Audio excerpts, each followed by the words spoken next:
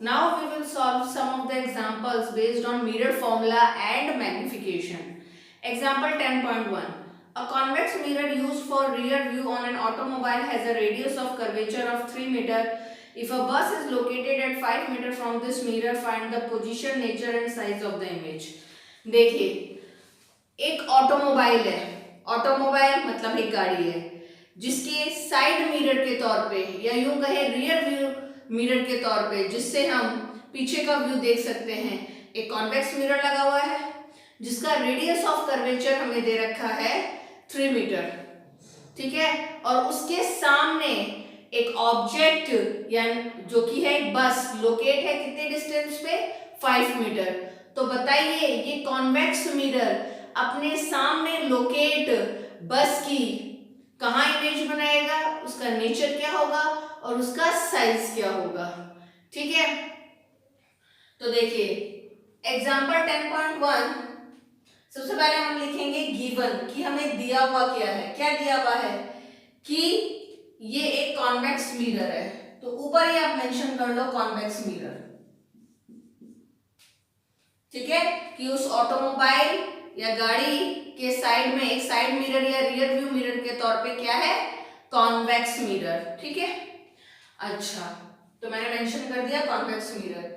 उसका उस convex mirror का, ठीक है, उस कॉन्वेक्स मिरर का जिसकी रिफ्लेक्टिंग सरफेस मैं आपकी तरफ कर रही हूं, बाहर की तरफ कर्व्ड स्फेरिकल बल्ज होती है. ठीक है, उसका रेडियस ऑफ कर्वेचर कितना दिया हुआ है 3 मीटर. तो सबसे पहले कॉन्वेक्स मिरर है, रेडियस ऑफ कर्वेचर 3 मीटर. ठीक है, और उसके सामने एक ऑब्जेक्ट एक बस है जो कितने डिस्टेंस पे लोकेट है 5 मीटर. तो बस यहाँ ऑब्जेक्ट हो गई और ऑब्जेक्ट डिस्टेंस यानी यू दे रखा है आपको 5 मीटर. क्या फाइंड आउट करना है कि उस ऑब्जेक्ट बस की इमेज कहां बनेगी, यानी कि इमेज डिस्टेंस v. साथ ही साथ उसका नेचर क्या होगा और उसकी साइज क्या होगी. अब आप कॉन्वेक्स मिरर के जो साइन कन्वेंशन मैंने आपको बताए थे वो याद कीजिए. कॉन्वेक्स मिरर के साइन कन्वेंशन क्या बताए थे, उसमें ये बताया था कि u को छोड़कर बाकी सब कुछ प्लस में होता है, u ही माइनस में होता है. तो u माइनस में और बाकी सब कुछ प्लस में.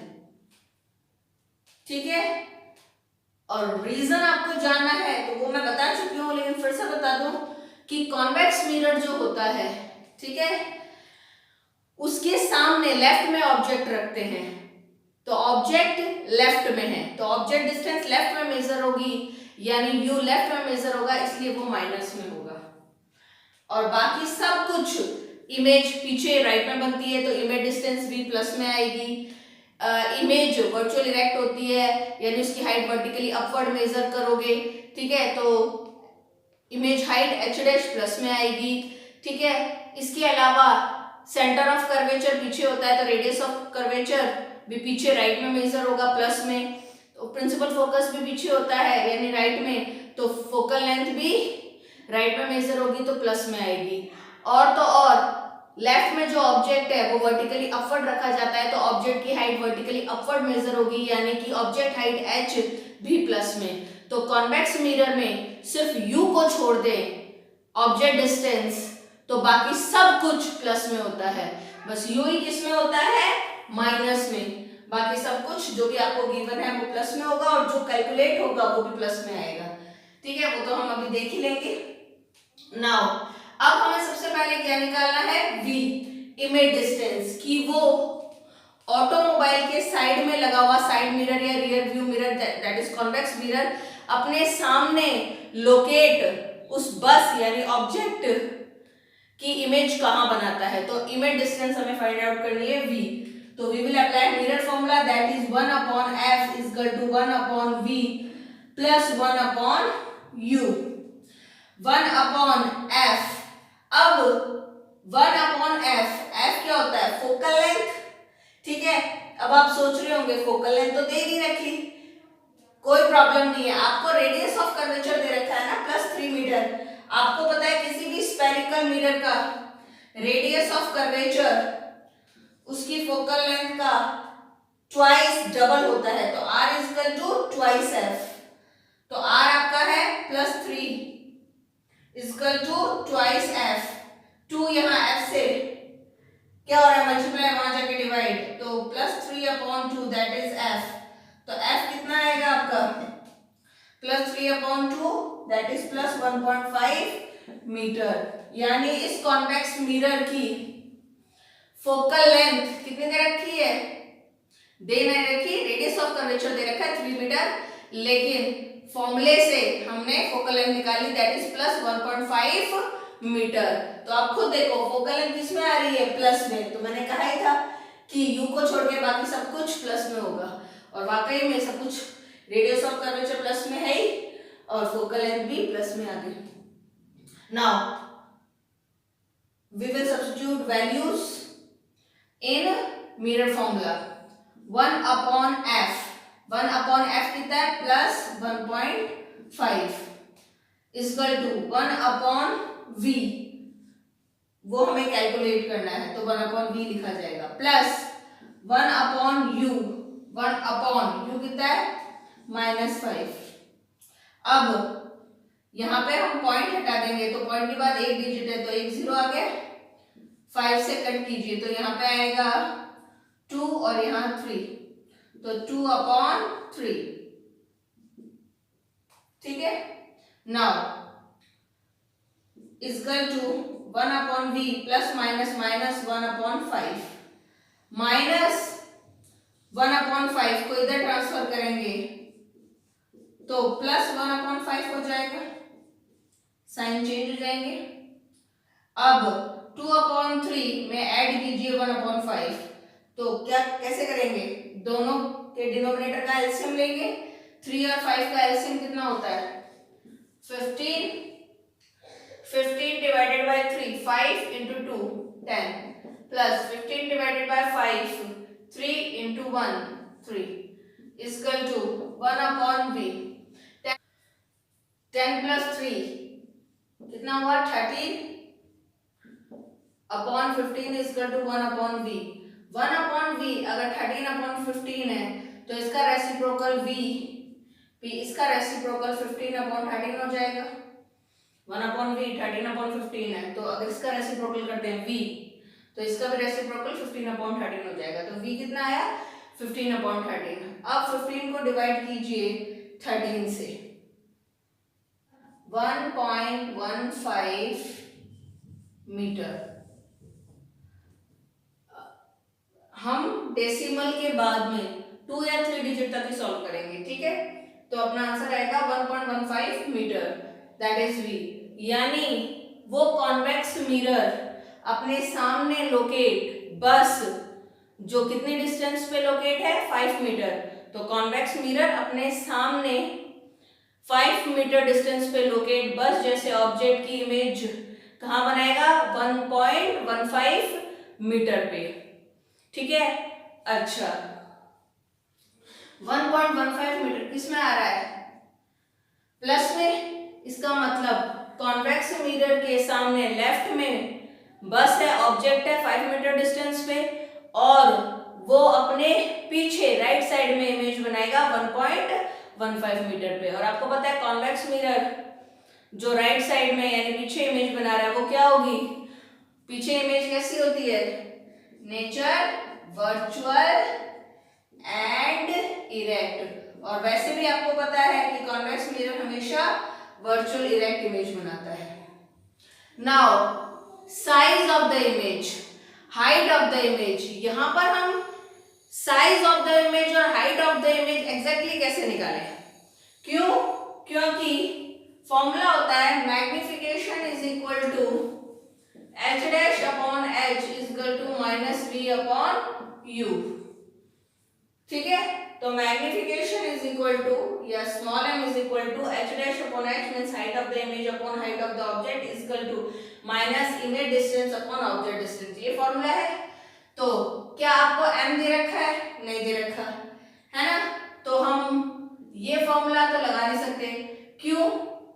क्योंकि हमें स्मॉल m नहीं दे रखा, मैग्निफिकेशन नहीं दे रखा, देख लीजिए गिवन में, ठीक है। और तो और हमें h यानी हाइट ऑफ द ऑब्जेक्ट भी नहीं दे रखा, तो ये हाइट ऑफ द इमेज कैसे निकालेंगे, तो ये नहीं लगा सकते। फिर हम m equal to minus v upon u, हाँ ये फॉर्मूला आप लगा सकते हो। कैसे? v की वैल्यू आपने फाइंड आउट कर ली और u आपके पास है, ठीक है। तो आप ये फॉर्मूला लगा सकते हो, इससे आपको मैग्निफिकेशन मिल जाएगा और मैग्निफिकेशन मिलने से हमें कई बातें पता चल जाएंगी कि इमेज ऑब्जेक्ट से बड़ी है कि छोटी है कि सेम साइज है, बड़ी है तो कितनी बड़ी है, छोटी है तो कितनी छोटी है, ठीक है। और नेचर भी पता चल जाता है, लेकिन नेचर तो हमने पहले ही फाइंड आउट कर लिया है, ठीक है। अच्छा, अब आप सोच रहे होंगे क्यों ना ये फॉर्मूला लगाया जाए, h dash upon h equal to minus v upon u, ये भी तो लगा सकते हैं। बिल्कुल लगा सकते हो, लेकिन यहाँ नहीं। क्यों? क्यों? आपके पास v है, u है, लेकिन h नहीं है, तो h डैश कैसे निकालोगे? इसमें 4 क्वांटिटीज हैं, जिसमें से 2 क्वांटिटीज ही आपको पता है, थर्ड क्वांटिटी नहीं पता, तो फोर्थ क्वांटिटी नहीं निकलेगी। इसलिए हम यहाँ पर ना तो m equal to h dash upon h लगा सकते हैं और ना ही h dash upon h equal to minus v upon u। यहाँ पे एक ही फॉर्मूला लगेगा, m equal to minus v upon u, ये रिलेशन अप्लाई होगा। m इक्वल टू फॉर्मूले में माइनस है तो एज इट इज माइनस लगेगा, ठीक है। तो m इक्वल टू फॉर्मूले का माइनस लग गया, v की क्या वैल्यू है 1.15, ये राउंड ऑफ वैल्यू है। क्यों? क्योंकि हमने पूरा डिवाइड तो किया ही नहीं है, हमने पॉइंट के बाद 2 डिजिट तक डिवाइड करके छोड़ दिया है और राउंड ऑफ वैल्यू ले ली है। तो बेटर है हम ऊपर 15/13 जैसे एग्जैक्ट वैल्यू ले, क्योंकि इसको सॉल्व किया तभी ये राउंड वैल्यू आई है, तो हम 15/13 ले सकते हैं। ये तो एग्जैक्ट है, दूसरा कैलकुलेशन में भी आसानी रहेगी, और वैसे भी 15/13 को सॉल्व करते हैं तो यही आता है। तो चाहे ये लो चाहे ये लो, इसको लेने का फायदा है, एक तो एग्जैक्ट है, दूसरा कैलकुलेशन में ईज रहेगी आपको। m इक्वल टू फॉर्मूले का माइनस लिख दिया, v की वैल्यू बेटर है 15/13, आप चाहे तो प्लस 1.15 भी ले सकते हैं, कोई दिक्कत नहीं है। बस वो राउंड ऑफ है तो आंसर थोड़ा राउंड ऑफ में आएगा, वो एग्जैक्ट है तो एग्जैक्ट आएगा और कैलकुलेशन इजी रहेगी। अपॉन, ठीक है, अपॉन को मैं डिवाइडेड बाय लिख सकती हूँ, ठीक है। u कितना है -5, m इक्वल टू -15/13, डिवाइड का साइन मल्टीप्लाई में चेंज हो जाएगा और -5 का रेसिप्रोकल 1/-5 हो जाएगा। माइनस से माइनस कट गए, 5 से कट करो तो यहाँ आएगा 1, यहाँ आएगा 3, ठीक है। तो m इक्वल टू 3 × 1 3/13, मैग्निफिकेशन यानी small m equal to 3/13, solve करोगे तो आएगा 0.23, तो राउंड ऑफ में 0.23 लिख रही हूँ। इसका मतलब मैग्निफिकेशन क्या है यहाँ पर, स्मॉल m 0.23 यानी कि लेस देन 1।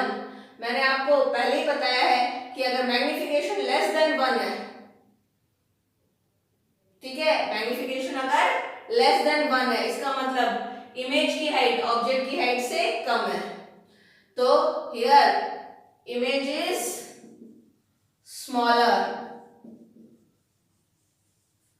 देन ऑब्जेक्ट, और वो भी कितने टाइम, बाय 0.23 टाइम्स और फैक्टर, ठीक है। तो आप एग्जैक्टली h डैश यानी कि इमेज की हाइट साइज तो नहीं निकाल पाए, लेकिन आपने ये निकाल लिया ना कि इमेज ऑब्जेक्ट से कितनी बड़ी, छोटी या सेम साइज है। और क्या पता चला आपको कि इमेज ऑब्जेक्ट से छोटी है क्योंकि मैग्निफिकेशन आ रहा 0.23 विच इज लेस देन 1, और मैग्निफिकेशन अगर लेस देन 1 हो इसका मतलब इमेज की हाइट ऑब्जेक्ट की हाइट से कम होती है, so image is smaller than the object, और वो भी कितने टाइम, बाय 0.23 टाइम्स और फैक्टर। और एक और चीज, मैग्निफिकेशन प्लस में आ रहा है, ठीक है, प्लस में आ रहा है मतलब इमेज वर्चुअल इरेक्ट है, मैंने आपको बताया है, वो मैं पहले लिख चुकी हूँ वर्चुअल इरेक्ट है। तो ऐसे कंफर्म हो गया कि हमने जो भी सॉल्व किया है दैट इज क्वाइट करेक्ट। ठीक है, तो इस तरह से हमने इमेज डिस्टेंस निकाली plus 1.15 metre, nature virtual erect और मैग्निफिकेशन प्लस 0.23। ठीक है, जिससे पता चला कि इमेज 0.23 टाइम्स ऑब्जेक्ट से छोटी है, वर्चुअल इरेक्ट है। तो आपने देखा सब कुछ प्लस में आया। और ऐसे भी आप वेरीफाई कर सकते हो कि ये कॉन्वेक्स मिरर था, और मैंने आपको बताया कॉन्वेक्स मिरर हमेशा वर्चुअल इरेक्ट इमेज बनाता है, बिल्कुल वर्चुअल इरेक्ट बना रहा है। सेकेंड, वो इमेज ऑब्जेक्ट से छोटी होती है, बिल्कुल छोटी है। ठीक है, और इमेज डिस्टेंस ऑब्जेक्ट डिस्टेंस से कम होती है, तो image distance 1.15 metre, object distance 5 metre है, कम ही है। तो in this way we can cross verify our calculation, solution or answers.